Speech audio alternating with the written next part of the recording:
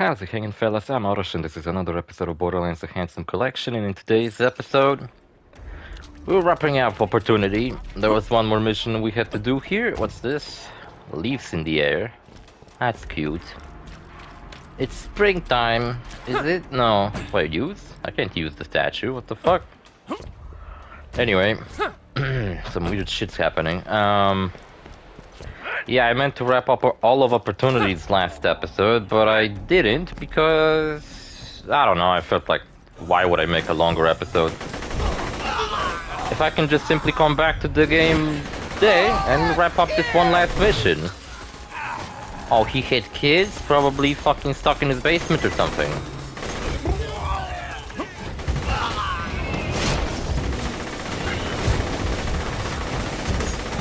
A shred of fire is so much fucking fun. I bet when I heard that people said that this gun isn't very good, it was probably people... It was probably from the perspective of someone like playing on super hard difficulty, you know, end game type of thing. Because when you're playing on normal or true Vault Hunter mode, like we are right now, pretty much all legendaries are rather good. There's only a handful of legendaries that are just objectively not good. But even them you can kind of make work in certain situations. But yeah, on true Vault Hunter mode, Ultimate Vault Hunter mode, a lot of the guns are just not killing enemies fast enough. And you know what? I tried playing a little bit on Ultimate Vault Hunter mode. I played as my Commando class. And you know what? My fucking Commando, who's like level 57 or whatever, and I went to Ultimate Vault Hunter mode, and some fucking bully monks at the beginning of the game just fucking obliterated me. The only reason I went to the beginning of started a playthrough on Ultimate Vault Hunter mode was because I realized that, well, the Hornet is like the first legendary you can possibly get. And I just farmed a little bit of the Knuckle Dragger to get the Hornet on a much higher level, because there used to be this thing, right, before Borderlands 3 came out, that you could actually watch trailers. There was this like Borderlands 3 VIP program, and you could watch trailers on Borderlands' website for Borderlands 3. Then you would collect points for doing that. And after collecting enough points, you could exchange them for items that would be delivered to you in the game. So I actually exchanged a lot of those points for like weapons in Borderlands 2. A reminder, workers. And they all scaled to the level of my Commando class. Key 34 hidden security camera by the small orange stripe at the base of the mount. We don't want to repeat the mistakes of the Hyperion suburbs on Promethea. Half the town got blown to bits when they tried to take a shower. Promethea? That's, wait, where's Promethea? Wasn't that the planet that Atlas ran in Borderlands 3? I think that is the one. Cool, I like how they all have these, like, planets set up. Maybe we can, I don't know, like, they never mentioned Kairos. That's the planet that we're gonna be on in Borderlands 4. What was I talking about? Oh yeah, so after exchanging these points, you would get a weapon accurate to the level of your character that you got it on. Foreman Rusty. This guy has a legendary drop, and it's a shield, and it's like a really good one, if I remember right. Also, for some reason on normal difficulty, he has a different name. He's called Foreman something else. But on True Vault Hunter mode and higher, he's called Foreman Rusty, which I don't quite get what that's about.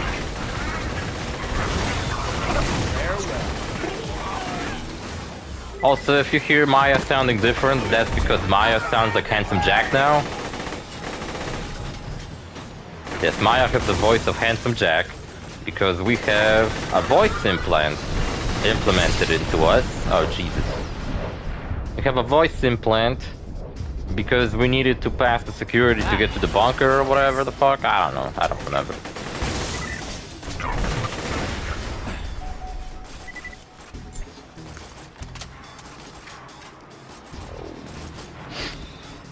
Ooh, Iridium. I spent some Iridium on upgrading my bank space, but...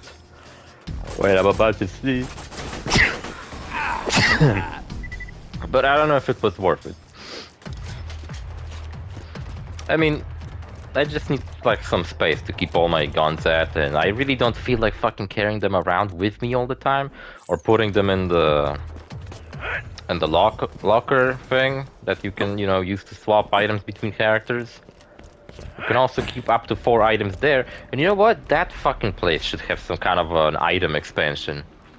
Or what they did in Borderlands 3 is actually the best, where the bank also works as... The bank is shared between all the characters. So like no matter what character you play as on Borderlands 3, if you put something in the bank, every character has access to it now. Which is a brilliant idea, because you can also expand the space of the bank. And in Borderlands 3, I have like over 200 something legendaries sitting in my bank. Like, it really is a little bit excessive just how many fucking legendaries you get in Borderlands 3, because at some point, you just don't use anything but legendaries, because why the fuck would you?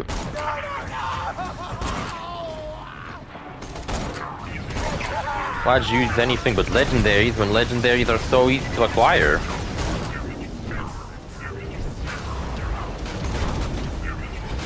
Can't use my siren power through that shield? Then I hate the ion loaders, they're so stupid.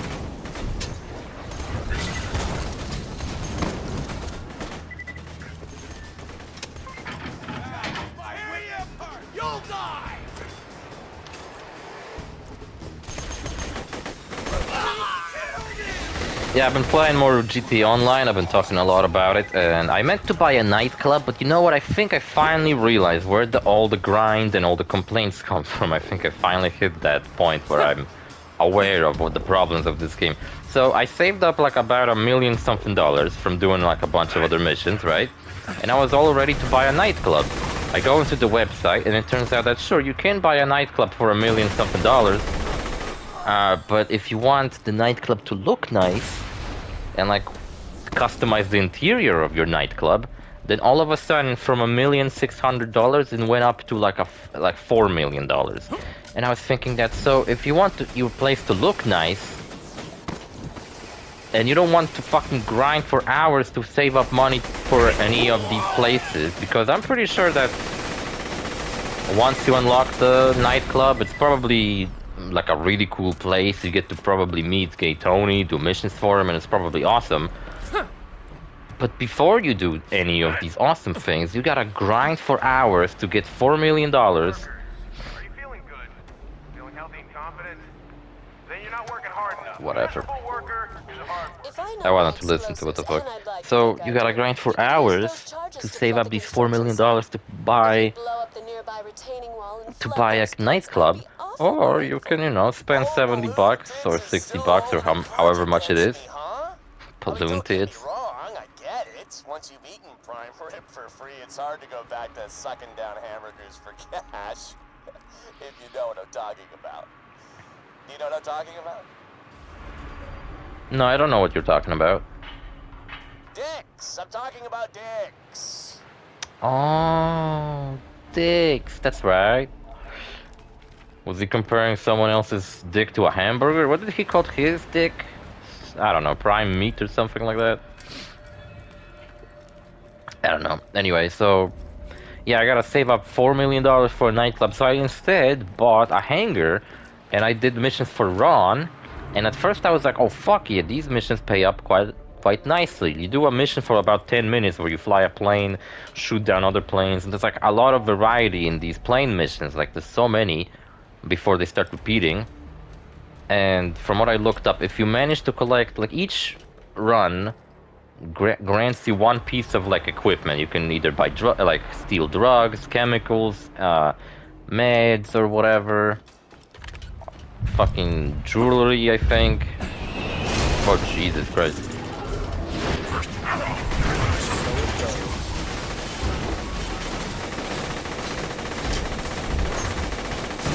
I love all these numbers popping up when I play the game. Borderlands just wouldn't be the same if I had like the numbers popping up disabled.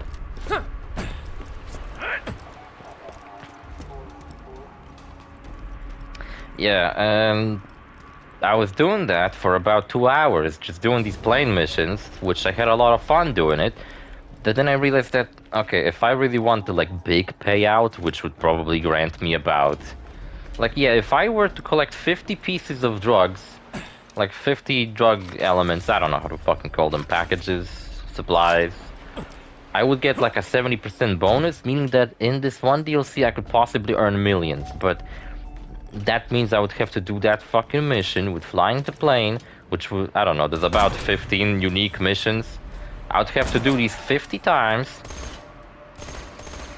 and I just simply don't feel like doing that. And I honestly started to think, okay, maybe before I completely give up on GT Online, because I actually got really into it, maybe I could, like, I don't know, start doing some kind of a daily routine or something. Like, every day I would sit down, play a little bit of GT Online. Like I used to do with Crash Nitro Fuel when it was being updated.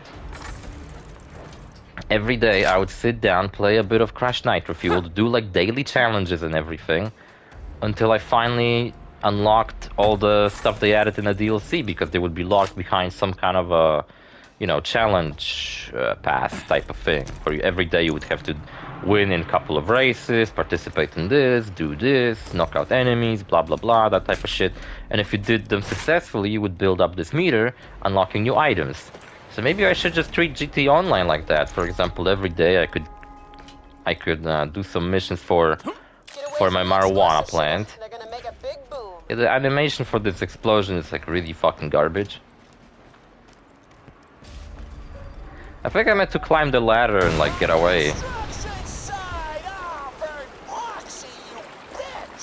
I mean, it got flooded.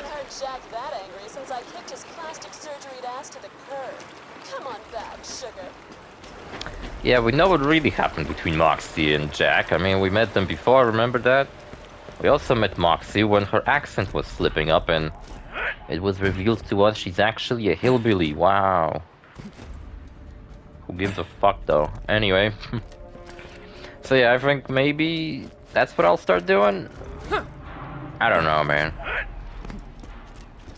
Like, I can now see where the burnout is coming from, because I was not feeling burnt out just yet. Oh, what the fuck is over all these super badass floaters?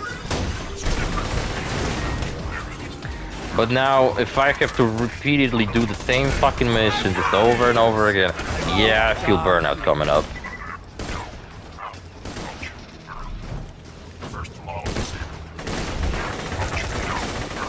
I was watching some videos, like even of people explaining like what businesses are the best to run. And I think right now I want to buy the like tourism flights or something, which is part of the money laundering DLC that I've been doing with the car wash and the marijuana shop. You also have some kind of a flight thing where you can, I guess, fly tourists around Los Santos. And if I have all three of them, apparently it will generate up to $30,000 every day. So I was thinking about that too, like I could just simply log in every day, pick up the money, and kind of quit, right? Hold on, I'm doing something here on the side. But is that really what I want to fucking do? This game takes up 100 gigabytes, and the way I meant to do it is I wanted to beat GTA 5 story 100%, and I did that. And then I was thinking, okay, I'm gonna play GT Online for like a weekend, and that's it. I don't want to get too into it, but that, god damn it, I really got into it.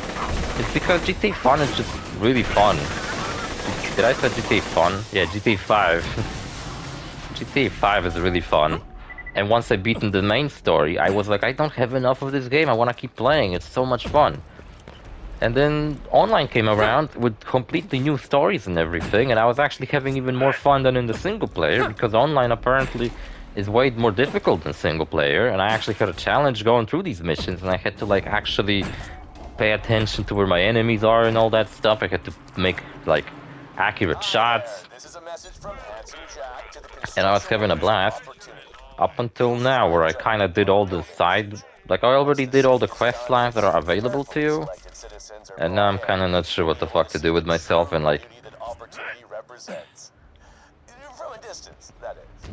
but do I really want to fucking have this game constantly installed on my console just to check on it every day and like pick up money So that maybe, I don't know, in 2 months, I can finally save up enough money to buy a fucking nightclub. So that I can, I don't know, play it for a weekend. So I can play it for a weekend and fucking wrap up all the fucking... and do the nightclub missions. And then I'll run into the same exact wall. Before I'll be able to... I don't know, buy more properties. I still stand by what I said. I want to make a Let's Play of this game, but just I don't know how to handle it now that I think about it. I don't know, I'll worry about it. I'll just like follow my instinct, I guess. I'll just do it.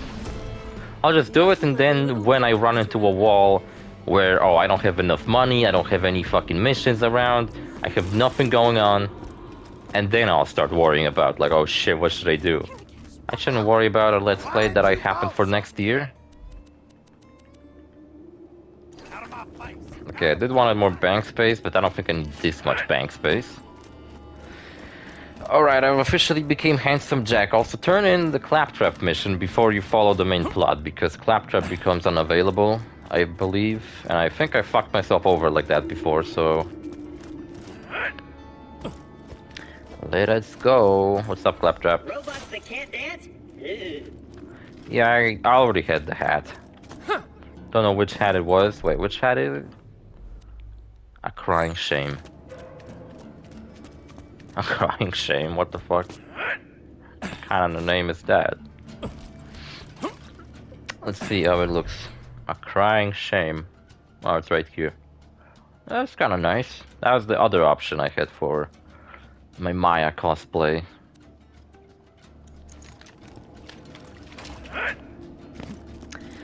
Alright, now to turn these quests in, we had a quest for Lilith, we got a quest for Brick. No, I think I did the Brick quest already. See, I always open up these fucking lockers whenever I'm in Sanctuary, because there's such a high chance that you might get some Iridium out of it. And I do need Iridium for later on in the game. Because there's a gambling thing, and it needs Iridium. I need you here protecting Sanctuary. If this turns out to be a trap, I need you. By the way, I have a new drink. It's another B-Power drink. I have 2 more of those. And it's called Sunset, peach flavored. You get killed, I'm gonna be really It's gonna be better than the grapefruit flavored one. I don't know, I feel like I had some of these B-Power energy drinks before. We're standing right here. Nobody wants to hear that. Go on. Nobody wants to hear what? I wasn't paying attention. My apologies, what's up? I really fucking love the dynamic between all these classic Vault Hunters. Like, you really feel like they're long-time friends now. And I really wish to see something like that in Borderlands 3 with the Borderlands 2 Vault Hunters, but they never come together. And it's such a shame. You see Maya interacting with Lilith, so clearly they like each other and they're friends. Zero became really good friends with Reese from Tales of the Borderlands. Yeah. Why ain't I going? I gotta pay Hyperion back for Bloodwing. And you will, but for now, I need You ain't going because you suck. in case this is just another trap. You'll get your payback, Mordecai. I promise. Long as you say so, Roland. Vault Hunter, we have a shot at stealing the Vault Key and stopping Jack from waking the Warrior. Maybe I should be in the same room when we're speaking. That'll atomize you, destroy a bunker, carrying enough firepower to level a continent, and get through a door you can't possibly open. Okay. We're probably gonna die. It's time to get Claptrap to 1,000 Cuts. Roland is We need speaking him to through shut down the metaphors. Make it painful, guys. This is gonna be fun! Look at all these objectives they have. Convince Claptrap to help, deactivate barrier, destroy bunker, open security door, steal vault key, easy peasy stuff. I'm sure we'll all go according to plan. Convincing to get Claptrap to hit 1,000 Cuts. FYI, what does that mean? Minion! Let's go to 1,000 Cuts! Or not. I enlisted There was a you new as trailer my for minion. Borderlands 4, Angel just and happened this to attack character Sanctuary. trailer was Don't actually you for get it? Claptrap now. Jack was coming after me. Basically all they said in that trailer was that, oh yeah, Claptrap is back, and he's just annoying as always. And it's like, yeah, obviously he's back. He's the fucking mascot of this series. Oh look, Claptrap is Zero now. He goes invisible, and he's a fucking interplanetary ninja assassin Claptrap again. That'd be cool if they brought that back. Alright, so we have 1000 cuts, the name game, but I purposely ignore the name game like always. And for some reason this quest that I accepted in Highlands Overlook tells us to go to Lynchwood, but it's like we don't need to go to Lynchwood, we can do it anywhere. We can do it like in Sawtooth Cauldron if we want to, we can do it in 1000 cuts, we can do it anywhere. Alright, so let's go, I don't know, with this one maybe. 1, fight the sheriff. More 2, missions for blow stuff Brickster. up. And 3, get paid. So blowing apart the sheriff's bank is basically the dream job. Head to the bank and case the joint. Casing the joint, breaking into a bank, it's like GTA 5. Right, we already been to Lynchwood before, so we can just teleport here. I mean, we could have done that anyway, but I really don't like just teleporting to these places because you may be wondering, wait, how am I supposed to access this place on my first playthrough? Well, like I shown you before, there's a train in the dust that you're supposed to get on. And it takes you here. Also, something I always love doing in this location is going up here and just like scoping as many guys out as I can.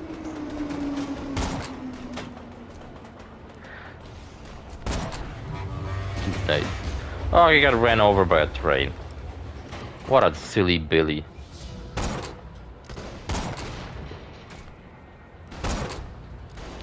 Oh look, the Sincero is a trespasser, it ignores shields. I've been wondering about that. You know, last episode I was using the sniper rifle called the Trespasser and I noticed that it looks exactly the same as this sniper rifle.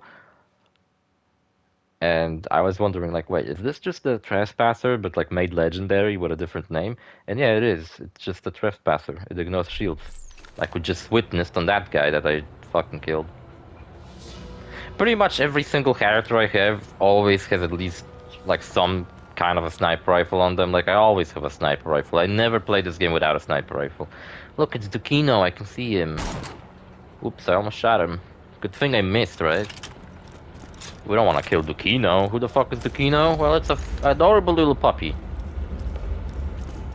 My adorable little kitty, Balbina, is hanging out with my sister right now, so it's all cool.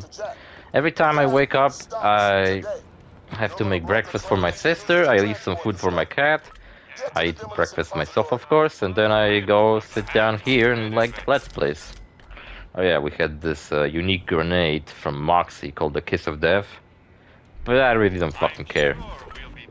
Whoops, why did I bought that? Didn't meant to.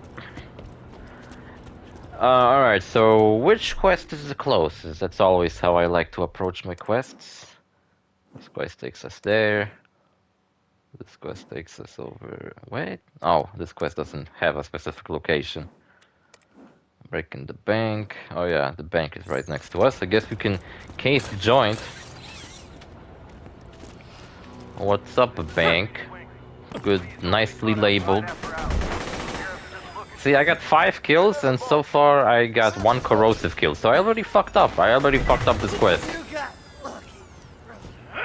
It's like you can, if you want, if you try really hard, you may get 2 at best of these side objectives, because it's impossible to get all 4 of them. I mean, it is possible, but it's really fucking difficult to do. And is it also worth it? Like, will you get some kind of very significant boost in XP? I doubt it.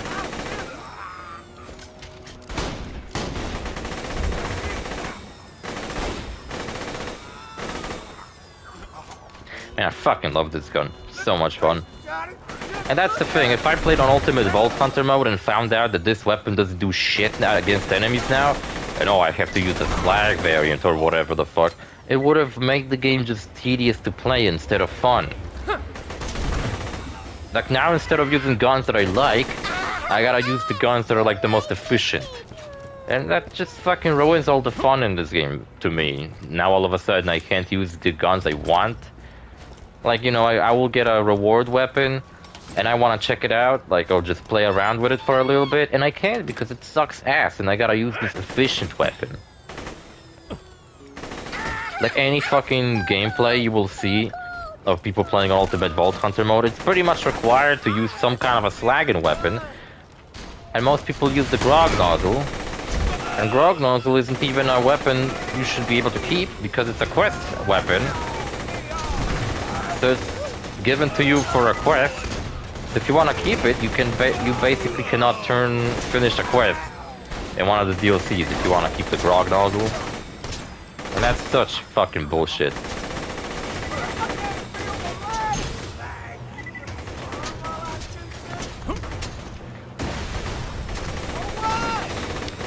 It's like Meet the Scout video where I jumped in front of the train. Remember that? That's an odd reference I made. Why is this guy floating? What the fuck?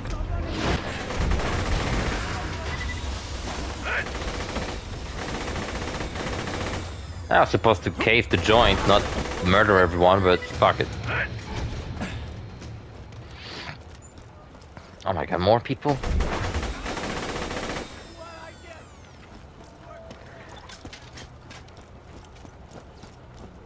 I know one thing that bothers me in GTA Online is sometimes when you do missions by yourself. Get your ass! The enemies just kind of like endlessly respawn, and sometimes like I was doing these missions for the Smuggler's Run, for Ron, and there's a mission where someone's delivering drugs through a plane, with a plane I mean, and they crash the plane, so you have to go to the crash site and get the drugs back. But it's like the game doesn't show you where the drugs are. They only show you the vague area where they could be. So you're running around, there's enemies shooting at you from every single fucking direction. But thankfully in these missions you can die as many times for some reason. You don't have something like, oh, you die once and that's it, fuck you. Gotta restart. Yeah, and also I found out you can just restart missions when you fail them, so it's like why wouldn't you do missions in hard difficulty if you can just restart them anytime you fail and it just restarts from a checkpoint? Maybe if you had to pay to restart and like every time you restart it gets more expensive and more expensive, it would make sense to like be careful with how many times you respawn, but it doesn't. It's just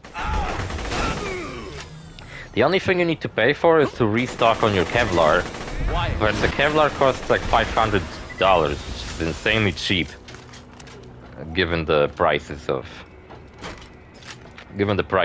like items in this fucking game. Especially when you buy shit on the military website. Jesus fucking Christ. Some shitty ass fucking cop cars are costing up to 5 million. 5 million is how much a nightclub is costing. Why would I want a cop car that costs as much as a nightclub? And that's when it hit me. Oh, I see where all these millions go into. Like, let's say a new update came out, like the nightclub just came out, and if you don't have any money, you either grind, while everyone already probably had the money saved up for the next update, or you buy some microtransactions, which probably should be called macrotransactions in this case, because they're way fucking more expensive than a micro transaction. Let's go to Dukino, by the way. His mission is also somewhere around here. Anyway, there should be a bandit around there named Mad Dog. Mad Dog?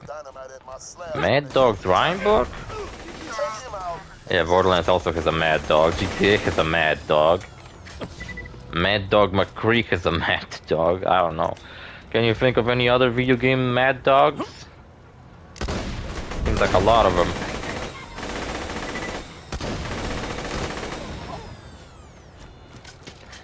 So, yeah.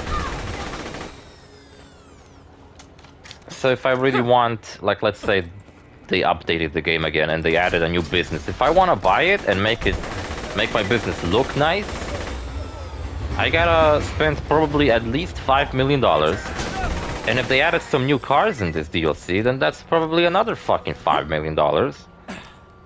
And it's like, Jesus fucking Christ, I can't believe it. Finally realized it. I finally found out where all this money is supposed to go into, because when I started playing the game, I was like, these prices aren't so bad. I mean, fucking $1 million for a car wash, and then I can earn some money and do some missions, and these missions are rather fun.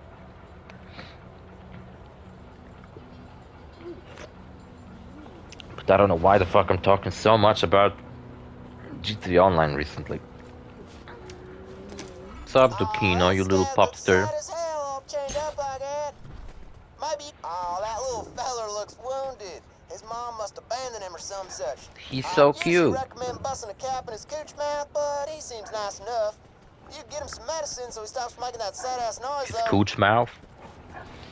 Find puppy medicine. All right. Gotta rescue a puppy. Sheriff is offering $500 for every slab scalp. The Slab King's none too happy about Slab what you Scout. do, so keep your eyes open.